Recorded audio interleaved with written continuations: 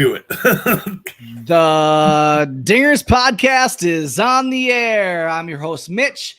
I'm here with my boys, Jeff and Jake, and he's back. It's been a while.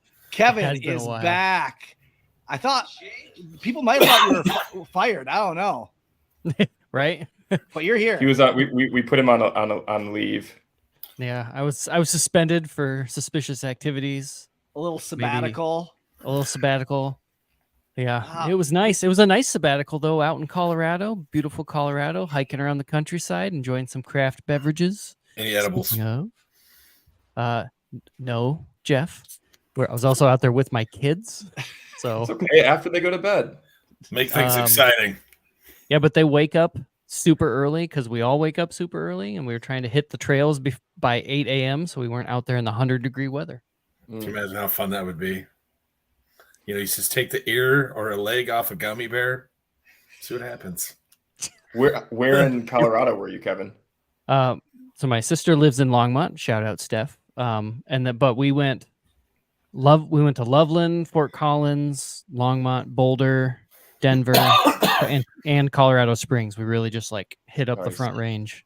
All over the and place. Explored. It was awesome. Good stuff. But I'm glad to be back here and talk some Cubs because the Cubs are buyers, right? yes. Yeah. Playing some good baseball. Maybe not right. Well, We're coming back. This is the first season of us being a podcast. We started our podcast in 2020, and all we've had to deal with is sell-offs. Selling. And so it feels good that we finally are adding to a team that can make the playoffs and should make the playoffs. And it was good to see today, Jed, kind of really back with the players put forward these last 2 weeks of baseball, how well they've played and how well they've fought. Like they've showed the front office who they were, and Ross has done a good job of mixing and matching. And so we're going to dive into all that. The trade deadline is tomorrow, so the Cubs can still even add more. The game is going on live behind me. The Cubs Reds were recording live on Monday night. So if you are on YouTube, we're streaming live on YouTube. So go check out the On Tap Sports Network YouTube channel, where we're streaming live every Monday night at 8:30. Also, we're available wherever you find your podcast, so go find us there and join us in the chat. What do we call it now? It's not the Bird app anymore. It's the X app. I don't know. It's the X 10. Bird app. It's a 10. Expert app. 10. Expert app, whatever. The Bird app. Twitter. That's where we love communicating with you guys, our Cubs fans and listeners. So hit us up there. But initial thoughts of the Jeimer Candelario deal, who we gave up and the return. Let's start with you, Jake. Do you like the deal? Do you like that we got a third baseman now, or how are we feeling? Yeah, I think it's so. I was talking to my buddy Josh about this a few weeks ago, and he was big up on like the hot stove stuff before we knew whether the Cubs were definitively going to buy or sell. And he asked specifically about Candelario, and I thought, so again, I play a lot of fantasy baseball, as I talk about like every week, and I listen to a lot of experts from that are mostly impartial to teams talk about specific players. So I've heard a lot about Candelario, and he's been a guy that's what the fantasy industry would call like a fringy third base starter. So he's not a stud, but he has potential to put up some good numbers from time to time. He's been starting on my fantasy team all season long. Yeah. Nice. So, I mean, like he's good on base. His slug kind of comes in spurts. Switch hitter. I think with the way that Madrigal and Mastroboni have played, I think you could potentially see Candelario actually playing more first base than third base. And I think that's okay, because that was the biggest thing in my book, is that we needed a corner infielder. That's what you heard a lot of people talking about. corner infield or bullpen help, obviously. And then on the other end, on the who we dealt, DJ Hers and Kevin Made. And Made was a guy that if you listen to oh my gosh, what's their podcast now? Greg Huss's new podcast. Growing Up Cubs. Growing Cubs was the first one. I think now it's Cubs on Deck, right? Yeah, Cubs on deck. Yep, that's it.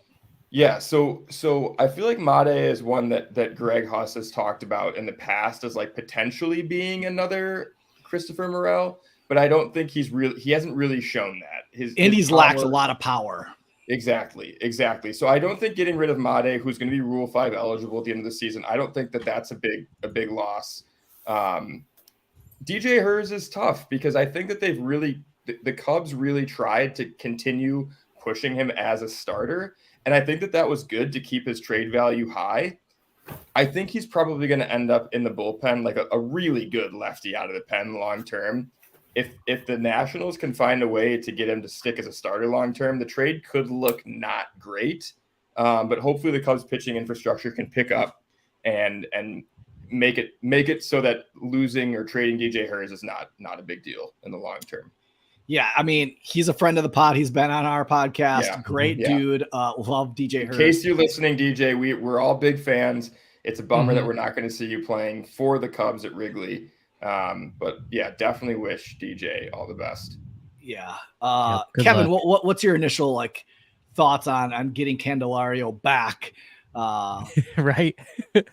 Well, that was the first thing I said because it was my middle son, Keaton. He was on his iPad and he has all the notifications set up for CBS Sports. And he was like, "Oh, we got someone. And then I checked my phone. I was like, "Oh, we're getting someone back." And then we talked through that trade in the past. I was excited because we're doing something. Yep. We're getting the front office has said, yes, we're going to go for it. There's some caveats, I don't think, like we were talking before we hopped on, they're not going to add a ton of money. They're probably going to try to stay under that first luxury tax threshold. However, it's really nice to throw them in there. Oh, nice. Really nice to throw them in there. I'm a little conflicted on where he would play because it seems when Mike Tauchman plays in center and Belly plays in first, we go on winning streaks, or we seem to kind of come together. So I'm a little worried that we're gonna mess with that if we throw Candelario over at first. But honestly, it's an improvement regardless, and kind of shores up those infield spots. I kind of wish we could maybe toss in like a Mancini or a Wisdom or somebody in on that trade. Sorry, Ian. Something like that. But like you said, Kevin Made, I think he was stuck in the pipeline. I don't think he was making it up to the big leagues in our organization anytime soon. DJ Hers, that hurts just because, it was fun to watch that guy pitch and to talk to him as he was going through the organization. But you got to throw somebody out. If you make a trade and you don't feel bad about who you gave up a little bit, then you probably didn't get anything back in the trade either. So that's a good analysis. Goes yeah. Or it was a fleecing of the other GM, which does not happen rarely happens at the major league level. Rarely. Yep. Jeffrey, how about you, Jeff? Yeah. I muted my mic for you guys. I know how you guys don't like it when I squeak my chair on the wall. Really grind your gears. No, it's just like the rest of you guys. I was really excited. We finally did something, and I felt like the trade deadline ended at midnight tonight. And yesterday I was sitting in my chair while I was watching the game, and I'm like, we ain't done diddly squat yet. We ain't sold nothing. We ain't bought nothing. We haven't done shit. And then when I got the alert that we picked up Candelario, I'm like, hey, we're moving and grooving. So, yeah, I mean, at least we picked up one of our needs at a corner infield spot. It is going to be interesting to see where they do play him because, Mastrobuoni and Madrigal had, picked it up there at third. So, I mean, we'd really have a problem if we didn't DFA Dale earlier this season. We'd really have a logjam over there at first. But that's my thoughts. Yeah, I mean, I love the getting Candelario back. If you remember, he was with the Cubs in 2017, and we traded him to the Tigers for Alex Avila, and the lefty that everybody hated is Justin Wilson. Justin Wilson, did you see what just happened to Justin Wilson like last night? No. So Justin Wilson, this is an aside, but Justin Wilson, former Cub, so it's relevant. He was coming back from Tommy John, and he was warming up. Yeah, he was the guy in the bullpen. Yeah, and Counsell went out and called for him, and you can see the bullpen coach is on the phone, and he's kind of like waving his arm, and then you just start seeing Justin Wilson like walking around in the background, holding under his arm, kind of behind his scapula a little bit. And it just stinks, man. Like, despite, he had some beef with Rizzo at one point, right? Like, wasn't that the thing? Yeah. Yeah. But It just stinks when a guy at this, makes it to this high level and he's just coming back from Tommy John and now he's hurt something else. Like, you still got to feel for the guy. But I didn't see what was wrong, but he obviously didn't end up going into the game. Yeah. But like, if you remember like that whole trade in 2017, I mean, Candelario was stuck behind Chris Bryant, did really, really good in the minor leagues, got us what we needed. We needed a catcher at that point. Yep. And we needed a lefty bullpen arm. Justin Wilson didn't pan out what the Cubs wanted from him. But we got what we wanted for that season. And now again, we get back what we need to be able to make a push for the playoffs. And like, I was just thinking like today, like this whole situation where the Cubs are at reminds me a little bit of the 2015 season when the Cubs went and got Dan Herron, and that was what they needed. They needed a starting pitcher to fill in to make a push, and it worked out. Did they get to the World Series? No, but they had a lot of young talent coming up. But it also reminds me a lot of the 2020 sell-off season. Like, if you remember back, like after the All-Star break, there was a set of like 15 games before the trade deadline that the Cubs kind of did the opposite of what they did this year. Yep. They lost 10 in a row, and it made the decision. Now, that team at this point was still only 3 games back in the division, the same as they are now back in 2020. But because they lost right before the deadline, Jed and Theo decided to sell. In this year, because they won before the deadline, got spirits up, team's motivated, they're looking to buy. And that's great for us as Cubs fans, because I think we really need this. We needed a win. And even if they don't make the playoffs, it at least kind of shows that we're kind of turning a little bit of a corner. In that I think this signing of Candelario is not only a signing for this year. I think they're going to look to keep him around and sign him back next year. I think he's the type of third baseman that they want to plug in. Consistent, has a high OPS, can really drive in runs, has a little bit of pop. I think he's the guy that they look at as being the third baseman for the next couple of years. And I'm okay with that. I like him as a third baseman. And I like that he can move over and play first. He's versatile. He can DH when you need him if they do have somebody coming up through the system. So I like this trade. I like what they've done. And they added a much need to this team. That's what we kind of wanted. What we've talked about the last month is address the needs. And that's definitely what they did. Has Madrigal ever played any first? I mean, I feel like everybody's worried about that arm strength from the corner, but it hasn't been. I don't know if anybody's been worried for a while, Jeff. But yeah, I mean, he looked really good when he was over there this weekend. So. Well, he had that one play. Awesome. Yeah, if he could learn to play third, he can learn to play first. Like, just slide him over. Like, why not? Well, yeah, you need a target over there, boys. You need a target over there. I mean, We all know this. It's gonna Everything's make gonna you have to be focus a like- little bit more to make a good throw because it's smaller. everything's gonna I have to be really, a bounce really pass. quickly want Skokes. I am Skokes in the comments says, how soon can we see Candelario in the lineup? And I believe tomorrow. Yeah. Yeah. It usually is pending some kind of medical, right? But I mean, the trade has been made official. Mhm. They've already got a picture of him in his Cubs hat and Cubs jersey. I don't think it's That might have Photoshopped. been from 2017. Does he look Right. smaller? I don't know. It younger? looks like he looks a little bit more grizzled. He was just But- eating popcorn tonight, so he's just carbo loading for the game tomorrow. So just ready to go. He's ready to go. Yeah. I do want to hit up Omar's comment about will Yeah, I have Cubs thoughts. trade Marcus Stroman. So Jake, hit it. So it's really tough because his value is down, obviously, right now. We saw a 6-run start today. We were talking before the show about his blister. And I did hear somewhere that it's affecting his slider and then potentially his sinker too. But I think the slider is what I heard specifically is what the blister is affecting. And we're seeing it in the results, right?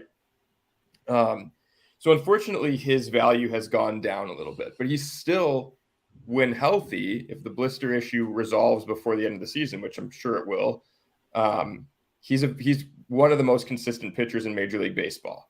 And we see what the pitching market is right now. I can't remember who the Rays traded for today. They traded for a starting pitcher today. I can't remember who it was. Yeah, they did. But they traded Kyle Manzardo, who was one of the top first base prospects in the game. Aaron You guys have Savelli. it, Mitch? Who was it? Aaron Savelli. Yeah, Aaron Savale with the Guardians. So Savale's He's having a good He's season. on my fantasy team too. All my fantasy he's league players are being traded. Savale's got a having good team. a Got a great good team. season too. Yeah, he is. But- He's had a really good season since coming back from injury. But Stroman has a longer track record, and he has postseason experience. I don't know if Savale does. I don't think he does. But the starting pitching market is ridiculously hot.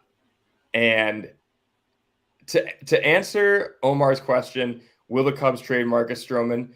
Probably not. Probably not, because you don't really have someone. If this team's going to compete for the playoffs, you don't really have someone to backfill that rotation spot.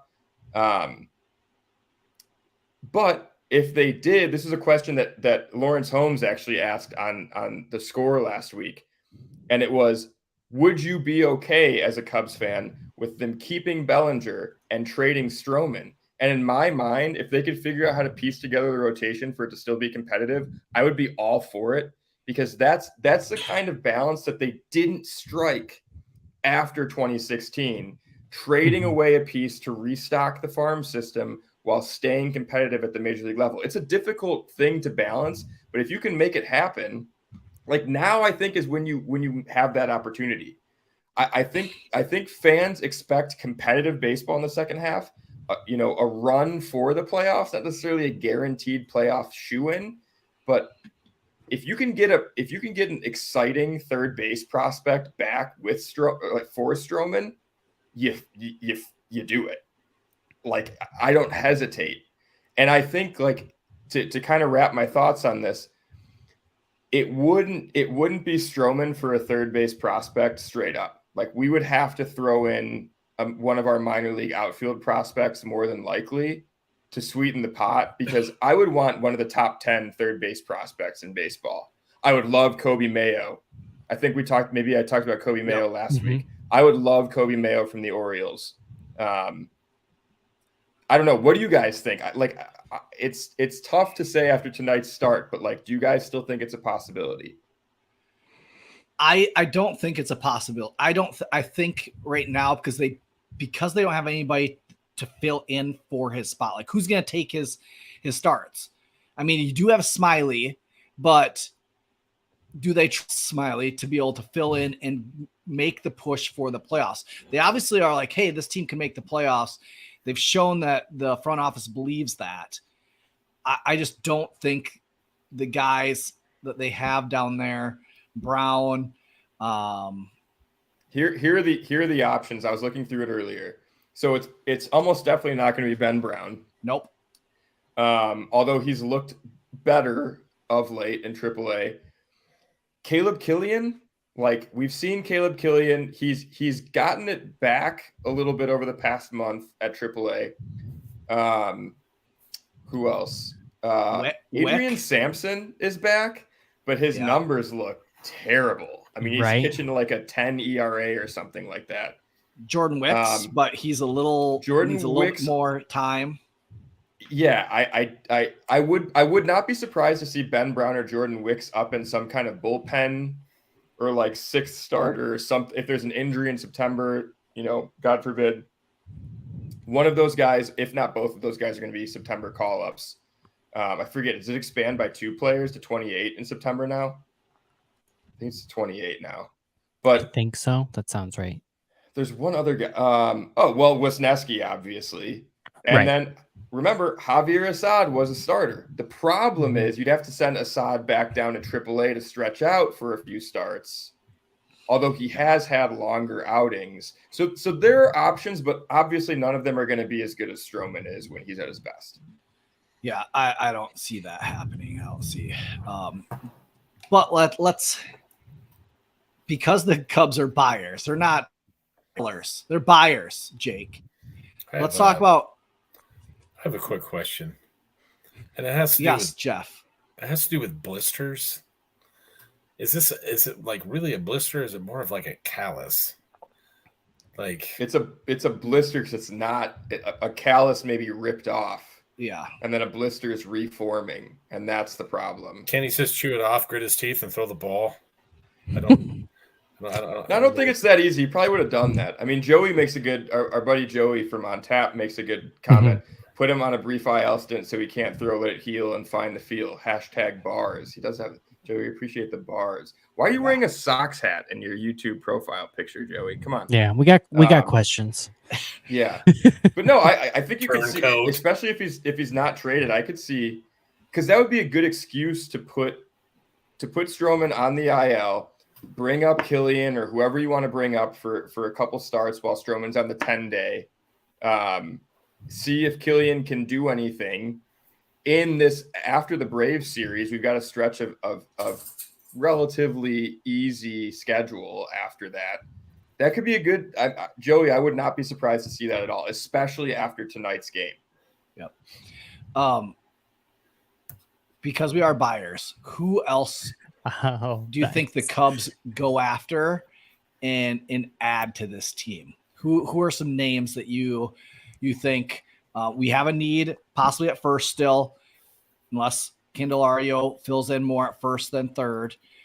We do need left-handed and bullpen help. Who are some names that you're thinking, this is a guy that we should go get? Kevin, do you have anybody that you're like, yeah, this is who we should go get? Yeah, I was looking into one. I'm not very good with the whole like searching around the internet. Who's on a 1-year deal or, blah, blah, blah. I did find something though, where it was talking about the one I came away with really liking was Aaron Bummer from the White Sox, which could get a little interesting there. But one of the reasons why it really stood out to me is he's a ground ball reliever, lefty reliever, which plays into a lot of our strengths that we've seen. And going into late season, August, September baseball in Wrigley, the ball sometimes tends to fly. So you get a guy who specializes in ground balls. You got Horner and Swanson up the middle. I liked that. What was it? I was looking into his ERA is a little funky, but I think it's because he has nobody behind him to play defense. Because his xERA is much better. Yeah. Yep. Exactly. It was like his ERA is almost 7, but then his expected ERA is like under 3. So it's like, But that was a name that struck me, and I really like that kind of lefty profile ground ball. Got to see more double plays. Got to pump up the double play number. Jake, how about you? Yeah, I was listening to, I think on the Waveland was talking about it. this Cubs team is not good against lefties, which is surprising because it's not like we have a lineup stacked with left-handed hitters. And Cody Bellinger actually has been, I think, better against lefties this season than he has against righties. So that's not a problem. It's Nico Horner. I think, yeah, they said like Nico Horner had like a 22 WRC plus or something abysmal against lefties. So they were talking about bolstering this lineup with right-handed bats that can hit lefties. That's why Mancini's in the lineup. For all you who keep on hating that Mancini's in the lineup, the one thing Mancini can do is hit lefties. He can't do much anything else, but he can hit lefties. So that's why he's in the lineup. I don't like it, but I understand it. At least the numbers in his past show that he can hit lefties. So yeah, and I think I'm looking it up right now. Yeah, so one of the names, I think Bleacher Nation floated this. Teoscar Hernandez. No, it was on tap, wasn't it? Yeah. Well, I brought it up yesterday Hernandez? on tap. I brought it up that that could be a possible option. Yeah, I think Teoscar Hernandez is a solid option. I mean, he's got a great slash against lefties this year. 295, 315, 568 slugging, and 88 or we'll say 92 plate appearances. I don't know. Like I heard Mark Canha talked about, and then of course the Brewers got Mark Canha. Mm-hmm. Mark Canha's a great social media follow too. When he posts, it's always good stuff. What about you have Hernandez, another M, Ty France? Yeah, Ty France has been he's been very up and down, and he can hit lefties. He's a first baseman. Is his contract expiring though? No, because I think you would get him for another Teoscar's is, and that's the key. It's tough too though, right? Because like I like our outfield. You know, the starting three with Tauchman as the fourth outfielder.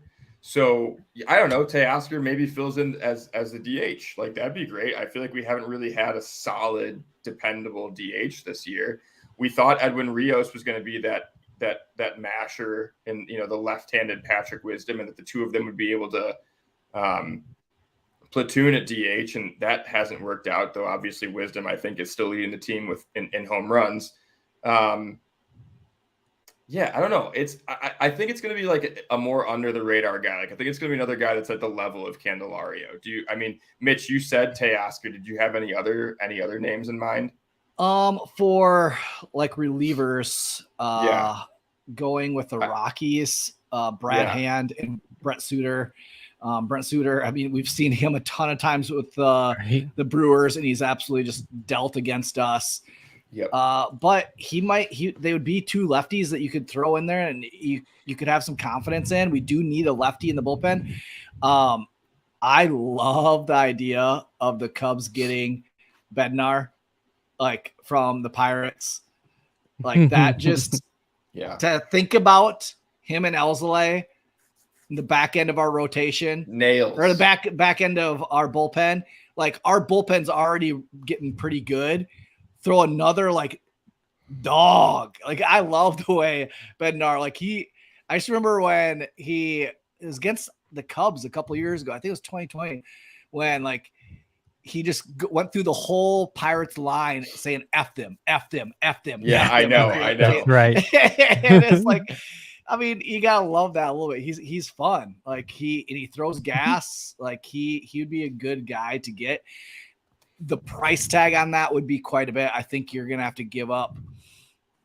I mean, he's a closer. He could be the Cubs closer of the future for the next couple of years, or a setup man that you would have locked down. It would cost quite a bit to be able to get him, more than I think the Cubs would be willing to get. And the thing that we have to think about with all of this is if we're adding major league talent, the Cubs are $5 million away from the luxury tax threshold. Mm-hmm. So anything that they add to this that are major league, if it pushes them over the luxury tax, the Cubs do not want this year to go over that. Next year, they're probably willing to spend and go over the luxury tax because they're closer to their window. What they see could be a World Series. This year, they don't want to, especially when you already made it halfway through the season and not going over. They don't want to do that now.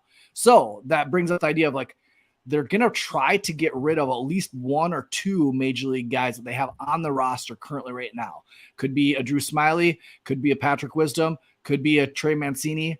I don't see Nick Madrigal being one that could be traded, but those are the guys that you could possibly see them trading. The thing is, I don't know if the Brewer or if the Pirates would want to take any of those guys off. I don't know what their needs are. The Pirates like older. It would need to be minor league talent. Yeah. It would have to be. But I would love Bednar. I would love Hand. I would love Suter. Like those would be some great guys in the bullpen. If you could get those three, like that'd be awesome. I think I tweeted out that I wanted Candelario and those three today. Like those would be, I think that would help push the Cubs, and it'd put us in the WAR column, in the WAR stat column, to be deep in the playoff hunt and making a push. So the Brewers did lose. So yay, Brewers. Thanks for doing your job. If the Cubs can come back here, that'd be awesome. Well, we got 4 Yeah, innings. I mean, shouts to the boys. I mean, they've already made it a 2-run game. Right. So that was something I noticed while I was off running around in Colorado and other things before. We would get down in some of those games by quite a few runs, and it was one of those like you never counted them out. They'd come back, they'd get. I want to say there was a game they got down like maybe it was like 8-1, 7-1, and they won the game 10-7. Like they locked it down and came back. Like the fight in this team is there. That was It against is the a lot White of fun. Sox. Yeah, that sounds right. Yep. Yeah, those dirty bastards from the south side. Like even when they went up 6-1 today, the Reds went up 6-1. It was like, yep, they're still not out of this. Like they can come back. I think they got it. Another possible lefty, Matt Moore from the Angels. He's been kind Wasn't of he with the Giants? Yep, he's bounced all around. yeah, he's been all over. Perhaps you know they might have to sweeten that pot and throw Shohei in there. You know, Next year. just spitballing. Here's a random lefty masher that's been all over. Plays first base. He'd be a DH. He last appeared for the A's, but then he got released and signed by the Braves, and he's been at AAA since June 20th. Let me really quick look at his minor league stats. Let's see if his minor league stats are even worth looking at. Yeah, kinda.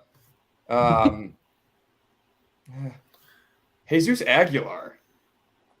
Yeah, I would take. Like Jesus. weird that he's with the Braves. Jesus Aguilar. Yeah. His splits against lefties this season for the A's were solid, only in 59 plate appearances, but an 882 OPS.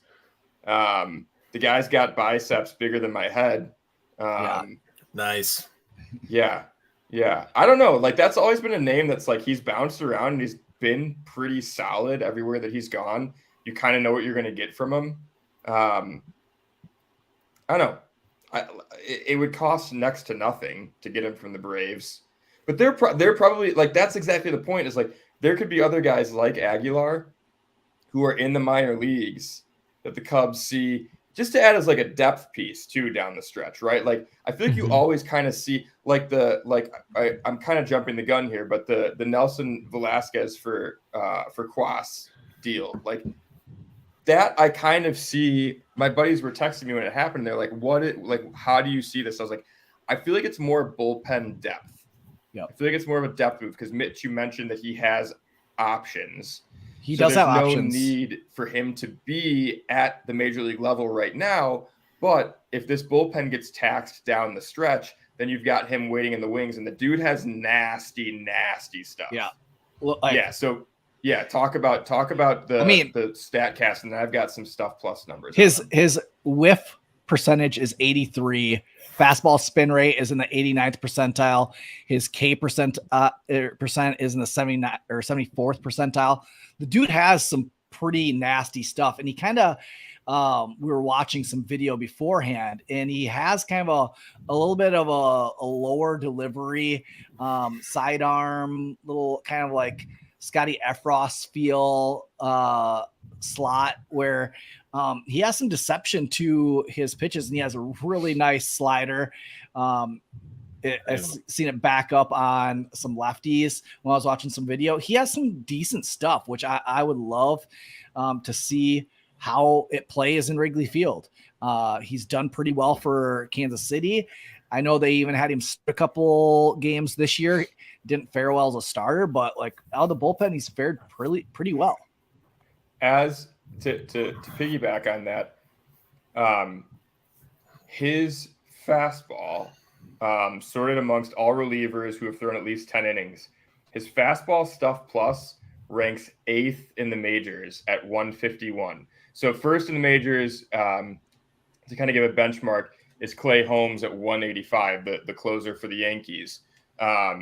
So yeah, Quas is right in there with the pack. I mean, Emmanuel Clase, Brooks Raley, Ryan Helsley, Jeremiah Estrada is just below him. Obviously, we haven't gotten out of Estrada what we hoped we would so far. Jordan Hicks, a couple spots below him. So like his fastball plays, and then he's got a slider with a 110 stuff plus, which is solidly above average too. So I think the Cubs definitely see something here, like the pitch lab. Like they saw something that they could take advantage of with the pitch lab, and I don't expect Quas to be like a back end piece of the bullpen necessarily, but possibly down the future, possibly next year. Well, he's 29. He's 29, so he's not like he's not a young guy, but like when you look at baseball prime, you still consider that like on the back end, which is weird to say at 29, but on the back end of a prime, maybe that's more of a hitter's prime. But yeah, really quick, I want to say quickly, Scott says in the comments, Assad is on fire. Yeah, I think Assad, like, we'll get into it later. I think there's one other starting pitching deal that could potentially be in the pipeline for the Cubs. But maybe Assad is saying like, hey, I can still do this, you guys. If you need me to slide into this rotation, like I got it. It'd be interesting. But yes, Quas was a good pickup.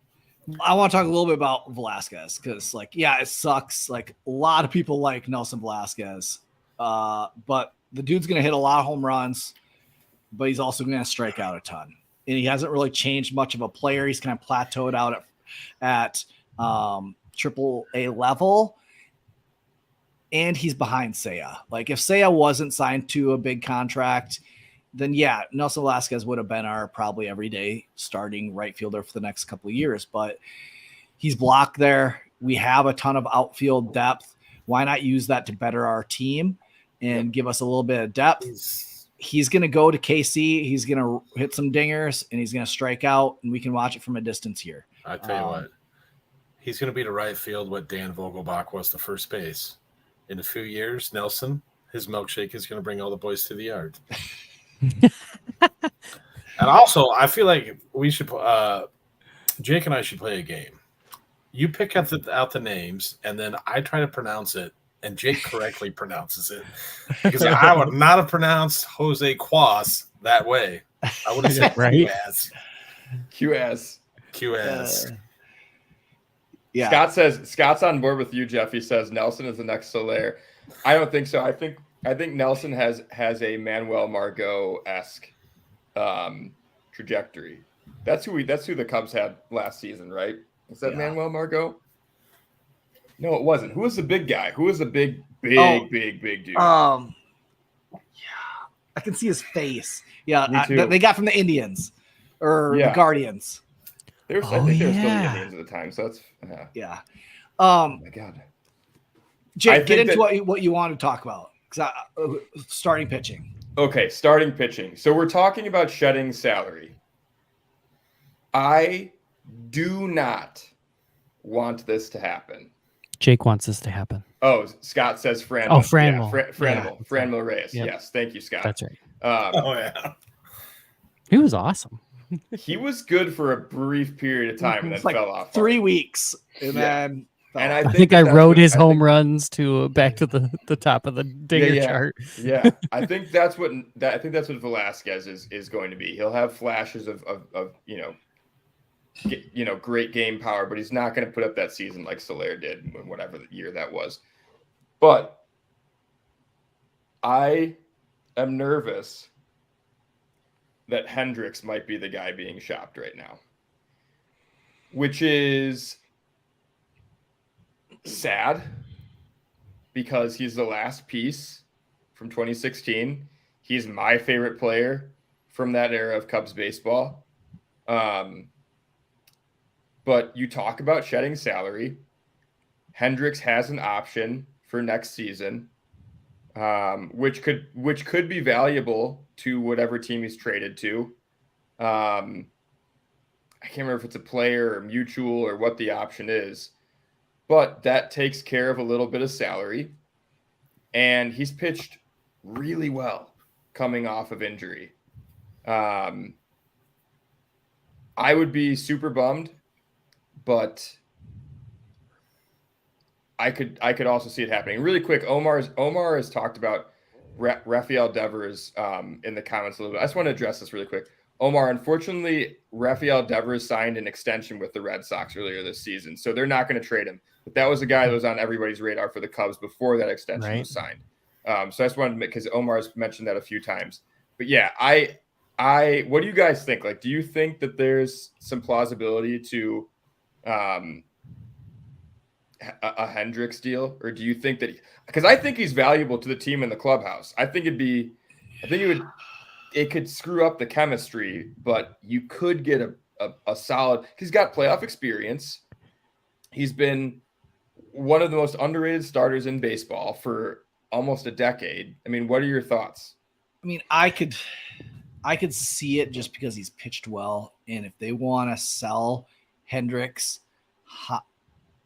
at his peak, as of late peak, like now would be the time that you could get something for him, if ever. Right. And so I could see that, and it could be a way to shed and also add at the same time. So would it break my heart? Yes.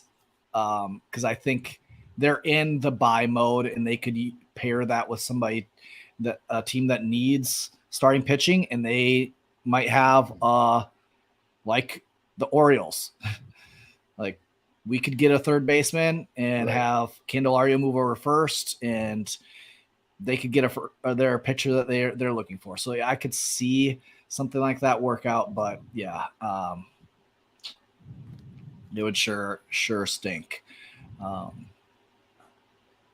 Yeah, that's where I'm at with Hendricks. Yeah, and it is a club option in 2024 on his contract. Yes, that's even more valuable. Yep.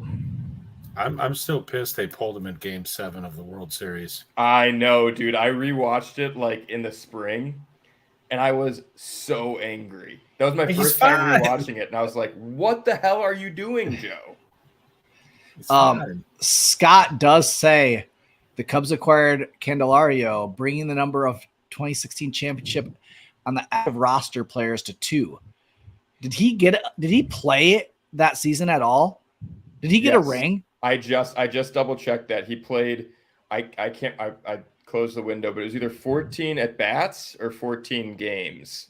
So he got a ring. So yeah, we have another guy in the clubhouse that can bring in his championship ring. Good for him. Jeff, you're muted. Nice. Oh, now he's cussing, folks. We can't hear it, but there was a lot of. You see what happens when I mute my stuff? I forget, and then I make these great comments, and then I forgot what I said. I'm sure it was hilarious, on topic. I mean, it was probably the best comment. Who knows with 14 at bats if he got a ring or not? But I do know the Cubs gave out 1,908 rings. That's right. Wow. That's right. Yeah. Yeah. And not a single one to any of us for. What the hell? Yeah. It's the worst. I did want to talk, just because back in the comments, somebody brought up Talkman's catch from the other night. Oh God. Oh yeah, Scott C. Scott. So like, I don't know if I have felt that good about Cubs baseball A long time. since like 2019. Like that catch was like everything that we needed. The excitement, the just Ross putting him in and pinch hitting the inning before because a lefty was on the mound, just putting the cards outright, and then like him to make that play on, not to say that that's the turning point of the season, but like that is like, I think the stamp of seal of like, we're in it now. Like, I think we were believing it there for a while. We went on a good hot stretch. We're at 6 wins in a row, but that like right there, I don't know. Like I was driving. I went to a buddy's house. A whole bunch of us got together. We haven't been to, like, a whole bunch of friends got together. We haven't seen each other for like a year. And I was driving home with a couple of my friends in the car, and like I had to like pull over. Like I like was just screaming, freaking out. I had the game live, like streaming on my phone as I was driving, and like I was jacked. Like to make that catch, that's what baseball's about. And that's like, you gotta love it for Tauchman, like as a player. Like he's been huge for this team, like huge, like so underrated of the things that he's had to come up and just do. And you gotta love what he's provided to be a fourth outfielder. He's the type of player you need as that fourth outfielder, a super unselfish guy, just going to come and do work, do his job, and hits well, goes through hot stretches, but I loved it. Like the whole thing. And for us to take 3 or 4 from the Cardinals when we needed it, especially after like Friday night's shenanigans with Hap and Michaelis. Michaelis was on my fantasy team, and I immediately DFA'd him after that. Like immediately went in, DFA'd. Rage fantasy football or fantasy baseball. It's bad enough that I have you on my fantasy team and you're a Cardinal. Now you do that. Nope, you're done. I'm DFAing. But then to hear Chip Carey, like how he reacted to it was just so dumb, and it sucks. Like that's my childhood, like voice of the Cubs. That like sometimes I have to like recall back, like yeah, it's him. Like that's the voice I hear sometimes. Like gross. But yeah, like it's been a great week, 2 weeks of Cubs baseball, and I think all Cubs fans have needed it. Now, hopefully, that we can keep pushing and do this thing and make the playoffs. Like Chicago needs this. Like Wrigley, the fans need to see some playoff baseball again. Like the revenue that would be generated. Just think, like the Cubs started the streaming app. I know a friend that lives in Ames that hasn't been able to watch the Cubs, and he's been okay with it because they've been losing the last couple of years. And after Fridays, or after Tauchman's game on Friday, was it Friday or Saturday? Saturday. Correct me. Was it Friday? I can't remember. It was Friday. Because it's Friday. After Tauchman's game, he went and got a subscription to the marquee streaming app. Like he paid the money because he's like, nope, they're pushing to, they're doing it. They're not going to be sellers. Like you have to think like that's going to generate you as Jed Hoyer more money for the organization. If you're pushing towards the playoffs, if the Cubs went and sold, or if they didn't, like it's hard enough doing a podcast and wanting to watch this when you know they're checked out and they're selling. Like the everyday Joe Schmo isn't gonna fork over his money, he works his butt off for to stream Cubs games, but he will if they're winning. He will if they're showing that they're willing to make some deals and add to this team. And so that's why I love where the Cubs are at. I love what the Cubs did. I'm very thankful for these players that like are playing their tails off and doing it as a team. Like it's awesome. And I'm just jacked as a Cubs fan. Agreed. Okay, what if they didn't do something? We're gonna turn into that fan from Major League who gets really pissed when the Indians get shitty again. That's what's gonna happen. No, I want to get excited for fall baseball again. Like I don't want our season to be done at the end of September. Right. I want to watch baseball, the Cubs baseball in October. Or at least like meaningful baseball in like late August and early September. Yeah. Yep. Right. I mean, and like you just said, Mitch, like that's what this is doing. It's getting more Cubs fans interested and keeping them interested. And I'm thankful for that. I think all Cubs fans should be happy about this. And I doubt there are many, if any, Cubs fans who are upset. Like I could have, like I said, I could be okay with the Stroman trade if the right pieces are coming back to the Cubs, but I'm also very happy with just standing pat or adding like they have so far. So I don't think there are going to be any big additions, but I think we'll see maybe another bullpen arm like the lefties that you mentioned, Mitch, or Omar says the Cubs trade Nelson Velasquez for Nelson Velasquez, which is wild. That's a wild one. I don't know which Nelson Velasquez do you want? Take your pick. Right. But we got one of them, I guess. Sorry. I lost my train of thought. Get in these comments. If you're still listening to the podcast, get in these comments every Monday night. We're live. We want you here for comedic relief. It makes it fun. You know, It does. Yeah. I will say the Cubs going forward after this series, they do have a series with the Braves, and then their schedule gets significantly easier, and they have a very easy end of the season schedule that's very favorable for the Cubs to push to make the playoffs. So like you're looking at all this, like, yeah, this week is going to be tough. Like their job is just to hold ground,